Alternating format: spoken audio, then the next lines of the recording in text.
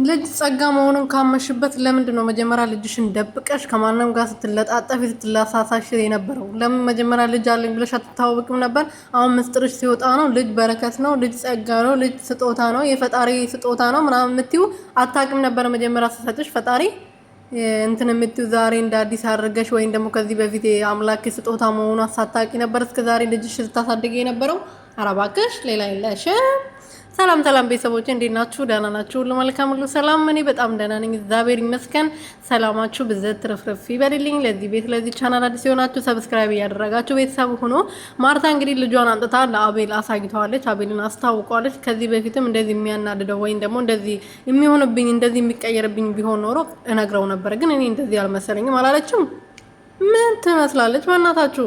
ልጅ እኮ ነው እንትን ያልሽው። እንዴት ነው እንደዚህ ልትይ የምትችው? ያምሻል እንዴ? ልጅ ደብቀሽ አግብተሽ ነው መቼም ወይም ደግሞ ከሌላ ወንድ ጋር ግንኙነት አድርገሽ ምናምን አይደለ ልጅ የወለድሽው? ልጅ እንደቀላ ነገር አይደለም የመጣው።